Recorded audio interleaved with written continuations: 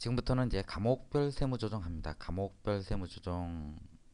과목별 세무 조정 중에 첫 번째 이제 퇴직급여 충당금 조정 명세서 하는데, 이거는 이제 우리 임직원이 이제 퇴사한다고 했을 때 지급해야 될 퇴직금을 결산에 이제 퇴직급여해서 잡는데, 그것도 원가 경비대별로 다 잡죠. 이거에 대한 한도를 세법이 이제 규정하고 있어요. 그래서 그 규정대로 했는지 검토하는 메뉴입니다. 검토를 해서 너무 많은 거다 그러면 송금을 산입 이렇게 해 주셔야 되겠죠, 그죠? 그래서 그걸 보는데 이제 여기에서 이제 개정사항이 좀 있기도 하죠, 그죠? 개정사항도 이제 보면서 이제 하는데, 개정사항이 이제 퇴직급여 적립액 손비 한도 개선해서, 옛날에는 이제 퇴직급여 충당금 설정할 때 급여 기준과 그다음에 추계액 기준이 있었는데, 급여액 기준은 뭐 변함없지만 추계액 기준에서 옛날에는 그 퇴직급여 추계액의 30% 이런 식으로 하나의 추계액만 인정했는데, 지금은 추계액이 두 가지로 해서 선택 가능하게 됐다.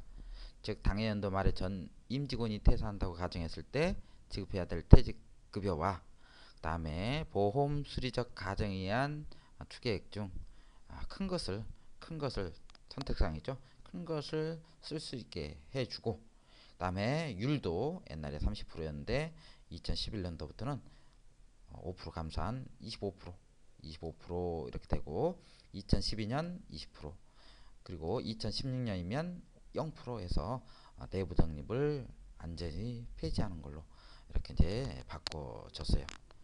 이렇게 이제 율이 2016년이면 이제 폐지되고, 그거를 이제 인정 안 하는 게 아니라, 즉 퇴직급여를 인정 안 하는 게 아니라 외부 적립해라.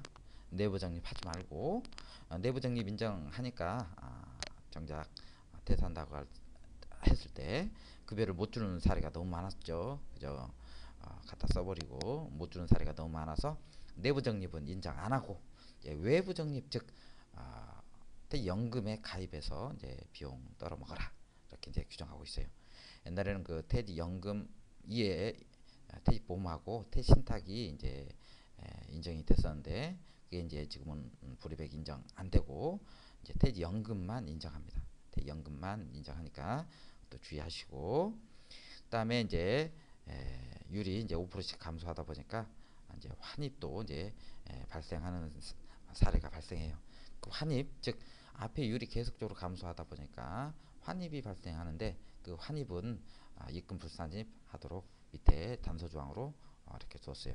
단해서 다른 건 일정한데 이 율이 계속적으로 감소하다 보면 당연히 환입이 발생할 수밖에 없죠, 그죠? 앞에 율 곱해서 추산액 계산하고 설정전 잔액 빼서 이제 그게 플러스면 설정, 마이너스면 환입인데, 이제 율이 감소하다 보니까 환입이 발생.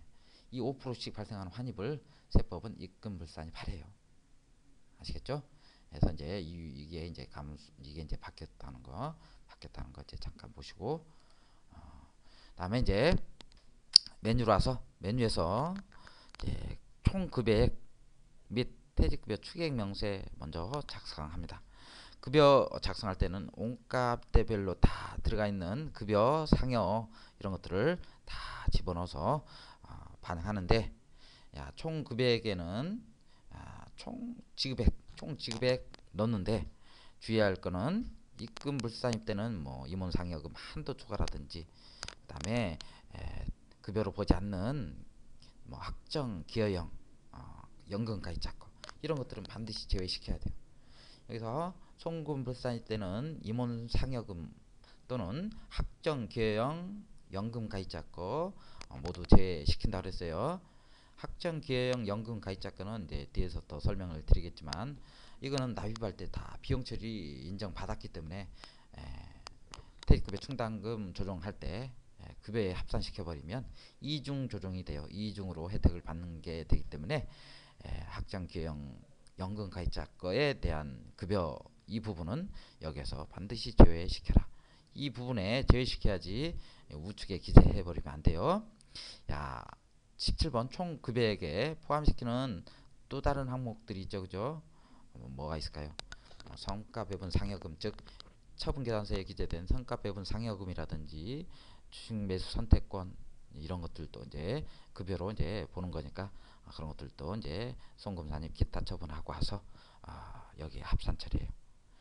다시 한번 우리 임원 상여금 한도 초과 여기 포함 안 시키고 학정 기여형 퇴직연금 포함 안 시키고 그 외에 뭐 퇴직급여로 보지 않는 퇴직 1호금 명예퇴직금 등도 여기에 포함시키면 안 되겠죠.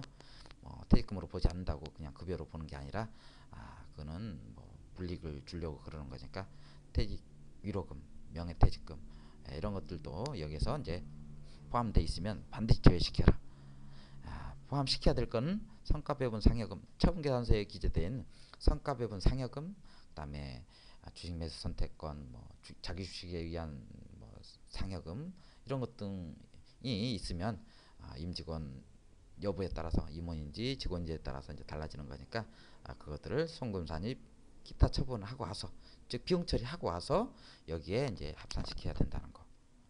그다음에 이제 18번 퇴직급여 지급 대상이 아닌 임직원에 대한 금액 이렇게 돼 있는데 여기에 나올 거는 한 가지입니다. 규정이 없는 1년 미만자의 급여 이겁니다. 규정이 있으면 지금은 1년 미만자더라도 퇴직급여 충당금을 조정해서 설정할 수도 있죠, 그죠?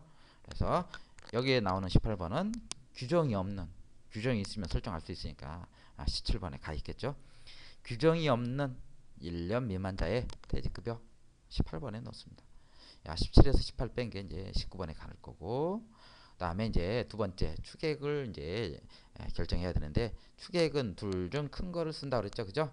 당해 연도 말에 전 임직원이 퇴사한다고 가정했을 때 지급해야 될 일시 퇴직 기준 즉 퇴직금을 첫 번째 난에서 기재하고, 그다음에 두 번째 보험법에 의한 보험 수리적 가정에 의한 가액을 두 번째 난에 기재해서 둘 중 큰 거를 이제 한도로 해서 이제 공제할 수 있도록 해놨어요. 여기서 이제 추계액은 즉 일시퇴직 기준에 의한 추계액은 퇴직금 추계액 명세서에서 이제 선택한 그런 내용에 따라서 이제 불러와서 이제 표시하는데 여기서 불러온 내용은 급여자료 입력에서 이제 불러오죠, 그죠? 급여자료 입력에서 불러오는데 이런 것들이 이제 추계액 계산에 쓰이고 이렇게 해서 계산된 거를 여기 첫 번째 난에 반영. 두 번째는 보험 수리적 가정에 의한 가액. 이거 계산은 상당히 어렵죠, 그죠? 이자율 따져야 되고, 그다음에 언제 퇴직할지 등등을 따져서 넣어야 되는데 계산이 복잡하면 0 이렇게 넣으시면 돼요. 둘 중 큰 거니까 선택사항이니까 둘 중 큰 거 쓰면 되는데 굳이 복잡한 걸 계산해서 넣을 이유는 없어요. 모르면 0 이렇게 하시면 돼요. 아시겠죠? 그 다음에 이제 3번으로 갑니다. 퇴직급여 충당금 조정인데 충당금 조정 위에서 급여액 기준에 의한 한도 왔어요. 우리 한도 계산이 급여액의 5%와 그 다음에 추계액에 의한 한도 중 작은 것이 한도가 되기 때문에 위에서 이제 적정하게 계산된 급여 갖다가 7억 5천 내려왔죠, 그죠? 우측에 있는 7억 5천이 내려와서 그거의 5% 한도 3번 나왔어요. 3,750 그죠? 3,750 나온 이거와 그 다음에 추계액 기준에 의한 한도 계산합니다. 추계액은 위에서 다 결정했죠, 그죠? 추계액의 올해는 25%.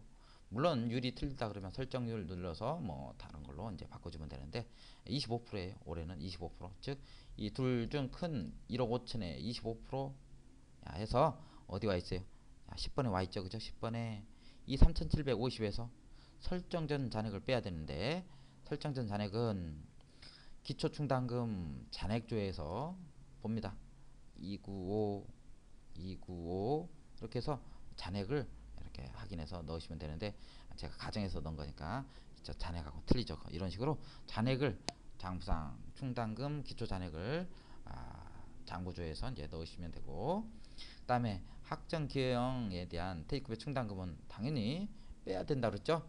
이미 지급할 때 다 불이백을 퇴직급여 해서 비용 처리했기 때문에 이거를 또 여기서 이제 고려해 버리면 이중으로 혜택 받는 거니까 빼라. 그 다음에 기준 충당금 한입 야, 너무 대충이 너무 많이 설정돼 있어서 어, 없애는 경우라면 환입이죠, 그죠? 기존 충당금 환입은 야, 월차 결산 등을 했을 때 환입이 발생하는 거니까 이런 건 뭐 있으면 넣어주면 돼요. 야, 설정액이 우리가 추계액에서 일정률 곱한 그 추산액이 나오면 설정전 잔액 빼서 그 금액이 플러스면 설정이고 마이너스면 환입이라고 그랬죠? 환입이라고 그랬어요. 환입인데 이렇게 이제 환입 난 걸 이제 6번 란에 넣고 그다음에 정기말 자본과 정기금 을표상에 있는 기초 충당금 부인액을 즉 정기말 한도 초과액을 7번 란에 넣습니다.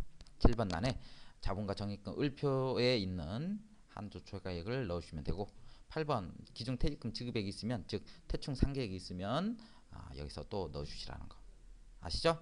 이렇게 해서 이제 나온 그 금액을 3,750에서 빼서 나온 게 이제 누적 한도액 1,750이 될 거예요. 물론 이제 99년 이전에 국민연금 전환금으로 해서 납입한 게 있으면 이제 그것도 이제 11번 안에 넣어서 기초충당금에 합산되도록 해주셔야 돼요.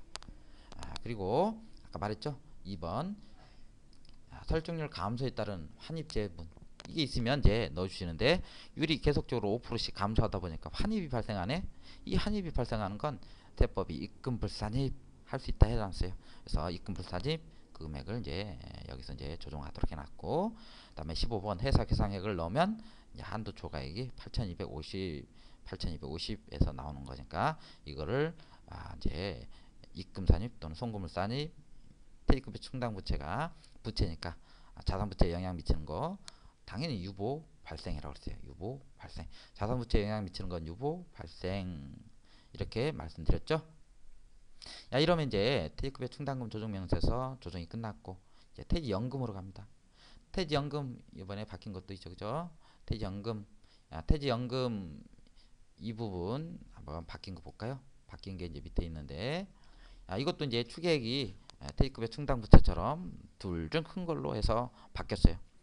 야, 우리가 이제 급여 아니 퇴직연금 종류를 이제 봐야 되는데 퇴직연금이 학정급여형 퇴직연금 이거와 학정기여형 퇴직연금이 있는데 학정급여형은 모든 관리를 즉 온천징수라든지 뭐 기타 기금관리 등을 회사가 하는 그런 연금이고 학정기여형은 금융기관이 온천징수 기금관리 퇴직금 지급 등 이런 것들을 금융기관이 하는 퇴직연금이에요. 그래서 회사한테는 즉 관리자한테는 학정기여형이 유리하겠죠, 그죠? 그래서 잘 선택해서 하시고 이때 이제 학정기여형은 납입할 때 다 비용치를 인정한다 그랬으니까 뭐 문제될 거 없어요. 문제는 학정급여형입니다.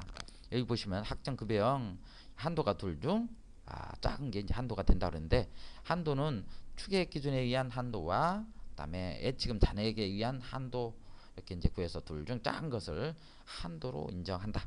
이때 이제 추계액 기준에서 아까처럼 일시퇴직 기준과 보험 수리적 가정에 의한 추계액 중 큰 것을 선택적으로 쓸 수 있다. 이제 이게 바뀐 거니까 이 부분 보시라는 거.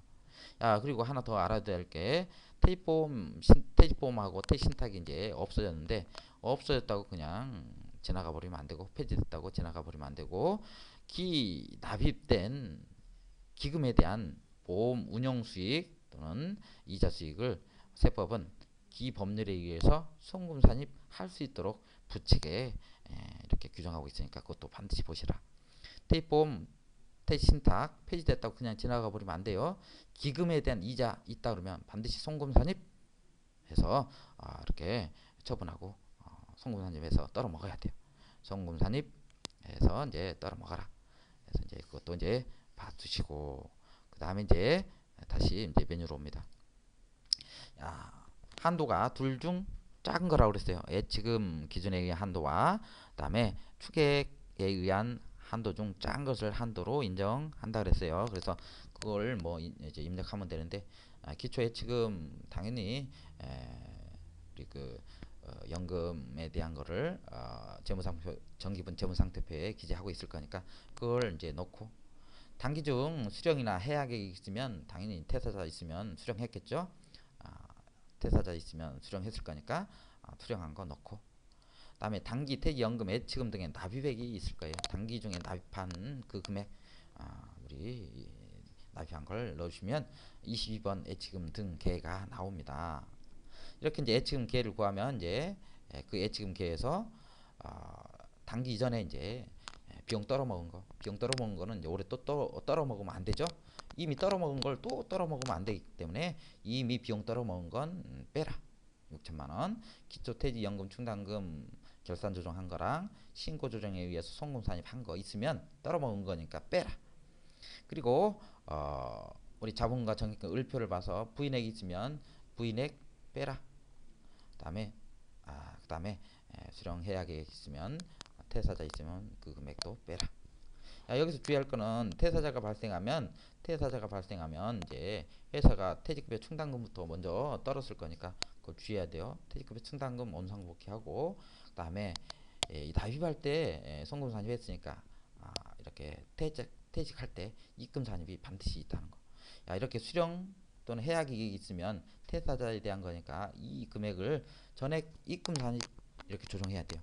퇴직연금은 납입할 때 송금 산입, 퇴사자가 발생하면 입금 산입이죠, 그죠?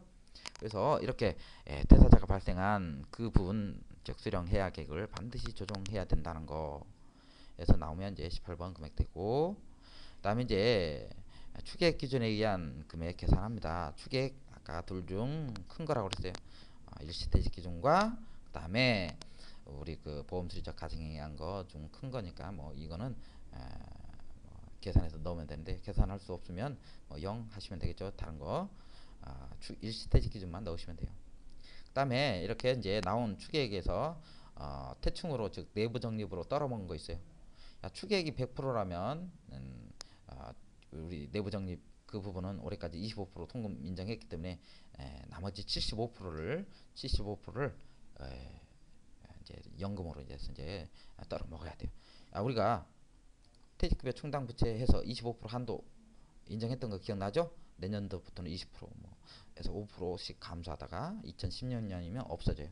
이렇게 이제 25% 떨어 먹었으니까 떨어 먹은 설정된 잔액을 빼야, 즉 추계액 100%에서 떨어 먹은 거 빼야 이게 이제 연금에서 이제 떨어 먹을 수 있는 이제 한도가 나오는 거예요. 이렇게 해서 이제 넣으면 되는 거고, 송금 산입한 거 있으면 이제 그거 이제 빼고 나머지만 이제 조정을 해주셔서 연금으로 이제 떨어 먹을 수 있겠다. 아시겠죠? 그래서 이제 연금 보셨어요. 연금 중요한 것들, 바뀐 것들 꼭 체크하셔서 이제 불이익 당하는 일이 없도록 해주셔야 돼요. 아시겠죠? 물론 이제 불러오기 이런 기능도 이제 잘 활용해서 하시면 돼요. 불러오기 했을 때 이렇게 파란색 색깔이 나오는 건 다 불러오는 사항이니까, 장부에서 불러오는 사항이니까 이렇게 불러와서 해주시라는 거. 그 다음에 이제 해야 될 게 대손 충당금 조정 명세서입니다. 대손 충당금 조정 명세서는 우리가 매출 채권에 대해서 세법 1% 또는 대손 경험률 중 큰 거를 곱한 추산액 구해서 설정된 잔액을 뺀 나머지를 이제 비용으로 떨어서 이제 할 수 있다, 이렇게 규정하고 있는데, 그렇게 이제 하기 전에 이제 먼저 적정한 채권을 구해야 되니까 대손금 조정을 해야 됩니다. 대손금 조정 첫 번째, 바드럼 또는 예상매출금 이런 게 이제 매출 채권인데 그 외 채권도 뭐 다 조정할 수 있어요. 바드럼 또는 예상매출금 조정할 때, 대손금 조정할 때 이제 주의해야 될 거는 파산이나 뭐 소멸시효가 완성된 건 문제될 거 없어요. 그러나 부도 발생일로부터 6개월이 경과한 바드럼, 이거 5번이죠, 그죠? 5번. 부도 발생일로부터 6개월이 경과한 바드럼 또는 중소기업이 보유한 예상매출금, 이 부분은 이 두 개에 해당되는 채권은 반드시 비마금액 1,000원을 제외하고 나머지만 떨으래요. 그래서 비록 매출채권이 6개월이 경과했더라도 전액을 떠는 게 아니라 299만 9천원 이 부분만 인정되고 나머지 1,000원은 비만 금액으로 남겨놨다가 나중에 소멸시효가 완성되거나 회수됐을 때 그때 상계시키는 거예요. 이렇게 이제 충당금 상계액을 이제 조정하는 거고, 만약에 충당금이 없어서 직접 떨었다 그러면 이렇게 직접 떤 거에서 조정을 해주시라. 충당금이 있어서 충당금과 떨었으면 충당금에서 이제 에, 대손금 조정하고, 충당금이 없어서 직접 대손상각비 했다 그러면 비용 계상액에서 시인 부인을 조정하시면 되겠다. 아시겠죠?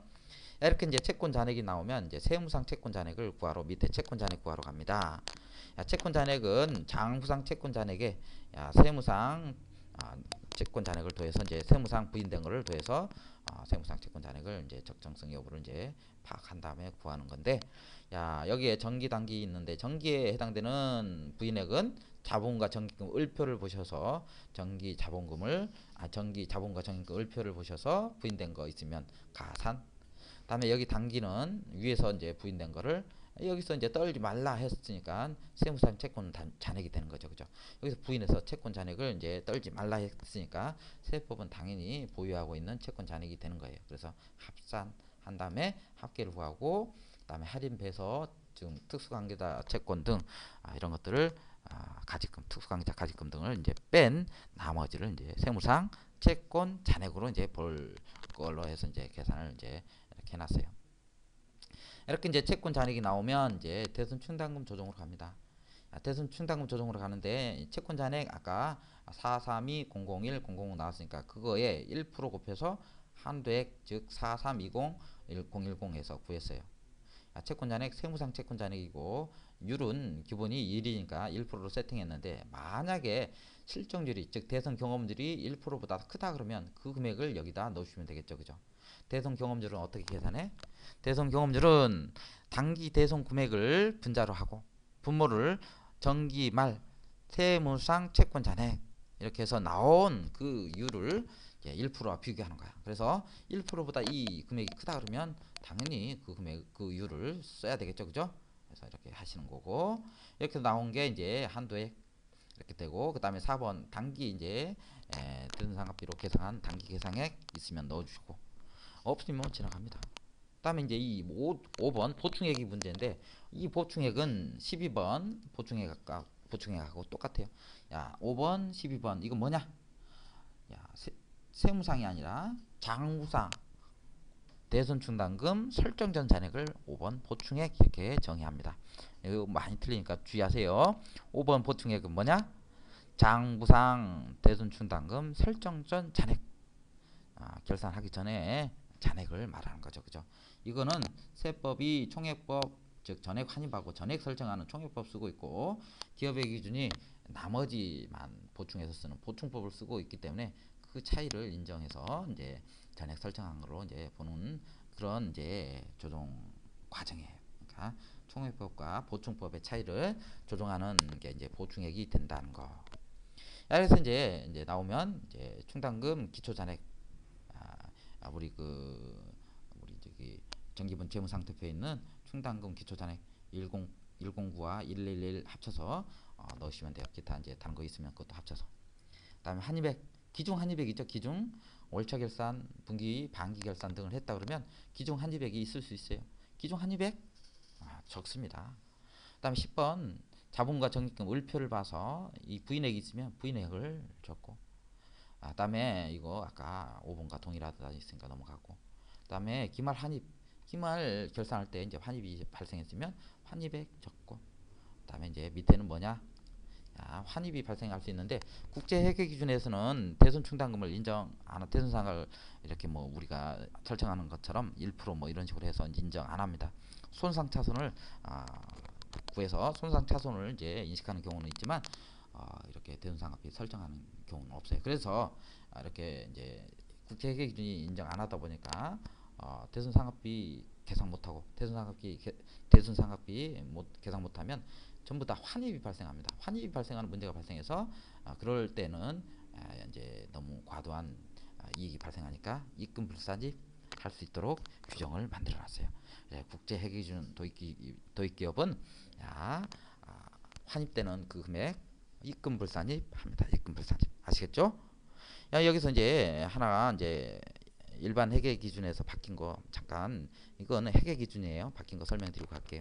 일반 회계 기준에서 대손 충당금 환입, 퇴직급여 충당금 환입, 판매 보증 충당금 환입 등을 옛날에는 영업의 수익 이렇게 했었는데 그를 영업의 수익을 하지 말고 대손상각비 설정처럼 그것도 뭐 영업거래에서 발생한 건데 설정은 뭐 판관비로 해놓고 환입은 영업의 수익으로 하니까 일관성이 없다 이거야. 그래서 일관성이 없는 거를 이번에 다 맞춰서 넣어놨어요. 그래서 대손 충당금 환입을 판관비의 마이너스 금액 즉 부의 금액으로 표시해달래요. 방법은 회계 처리를 합니다. 회계 처리로 해요. 차변에 대손 충당금 많이 설정된 거 환입하는 거니까 대변에 있던 대손 충당금 없앱니다. 그 다음에 옛날에는 대변 대손 충당금 환입해서 영업의 수익을 했는데 그렇게 하지 말고 이번에는 차변 대변했던 걸 차변하시고 판관비 설정으로 판관비 계정 과목 중에 하나를 이제 대손 충당금 환입으로 만들고 그 계정을 이제 차변으로 해서 쓰고 금액을 마이너스로 해서 이제 넣어주시면 판관비에 마이너스 금액으로 떠요. 이게 이제 중요합니다. 이게 이제 영업이익률 등이 달라지는 이제 경우가 발생하니까 영업의 이익으로 처리하지 말고 판관비로 처리해서 영업이익률을 좀 크게 해줘야 보기도 좋아요. 그래서 판관비에 처리합니다.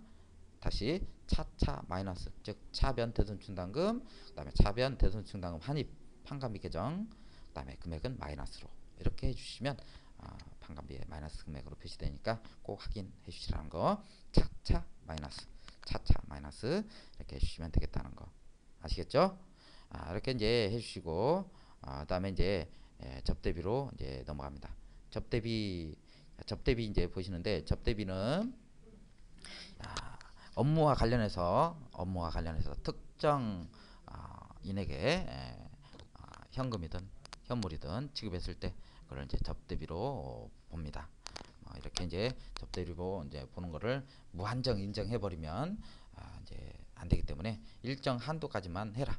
니네 규모에 따라서 비용 처리해 먹어라 하고 이제 규정한 게 이제 접대비 한도예요. 접대비 한도 규모에 따라서 즉 수익금액 외형에 따라서 이제 해 먹어라 하고 넣어놓은 게 이제 접대비다. 접대비 한도다. 첫 번째 이제 수익금액 명세인데 이게 이제 수익금액 명세 주의해야 돼요. 수익금액 명세를 결산상 수익금액으로 해서 끌고 오는 게 아니라 조정후 수익금액을 끌고 오는데 왜 조정후 수익금액을 끌고 오는지 주의해야 돼요. 결산상 수익금액은 회사가 계산한 그 금액 그대로입니다. 만약에 매출 누락을 했다 그러면 결산상 수익금액에는 누락액이 반영 안 돼 있겠죠. 그죠? 이런 누락액 등을 반영한 정확한 매출액 즉 기업회계 기준상 매출액을 이제 우리는 불러오는데 조정후 수익금액이 더 정확할 거다 이렇게 이제 봐서 우리는 결산상 수익금액을 불러오는 게 아니라 조정후 수익금액을 불러온다는 거 아시겠죠?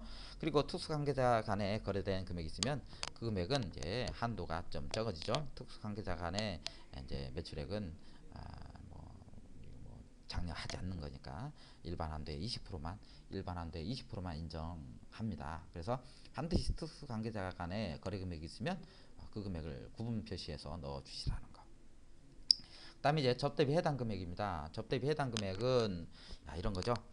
계정 금액에서 사적 경비 금액을 뺀 그 금액이 되는 건데 여기에 접대비는 중요해. 접대비 해당 금액은 계정 과목 금액에서 사적 경비 즉 증빙 등 사용 안 한 거랑 그다음에 개인적으로 대표자 개인적으로 쓴 것들 뺀 그 금액을 이제 접대비 해당 금액 이렇게 말하는데 여기서 주의할 거. 접대비는 거래 건당 부가세를 포함한 거래 건당 금액이 만 원을 초과하면 반드시 적격 증빙을 사용해야 됩니다. 즉 생계안서, 계산서, 현금 영수증, 그다음에 신용카드, 사업자일 때는 원천징수 영수증, 그다음에 올해 처음 들어간 송금 명세서 이런 거를 사용해야 되는데 안 했다? 안 하면 바로 뭐 한도 계산 없이 바로 직부인하죠. 이런 제도가 있는데 이런 거를 잘 유념해서 봐주셔야 돼요. 이런 불이익이 있다는 거. 여기 적격증빙 나왔죠. 적격증빙 말씀드렸는데 다른 건 문제될 거 없는데 세 가지가 좀 문제네. 첫 번째가 신용카드인데 부가세법에서 말하는 신용카드는 법인카드, 그다음에 임직원 카드, 그다음에 임직원의 가족카드까지 다 인정하는데 접대비에서의 카드는 법인카드만 인정한다는 게 특징입니다. 주의해야 돼요. 여기에서 카드는 법인카드만 인정한다는 게 특징이다. 그 다음에 적격증빙에 있어서 원천징수 영수증이 있는데 사업자한테 지급했을 때는 원천징수 영수증도 이제 적격증빙으로 인정한다는 거. 그다음에 농어민으로부터 직접 구입해서 접대 목적으로 제공했다 그러면 농어민이 뭐 세금계산서나 뭐 신용카드 달말기가 있어서 신용카드를 끊어줄 리가 없으니까 그때는 은행 통해서 대금 지급하고 송금명세서를 작성하면 적격증빙으로 보겠다 하고 이번에 넣었어요. 그래서 여기 보시면 적격증빙 중에 농어민 지출액 있죠, 그죠? 농어민 지출액 여기 보시면 농어민 지출액이 있으니까 이거 잘 보셔야 돼요. 농어민 지출액.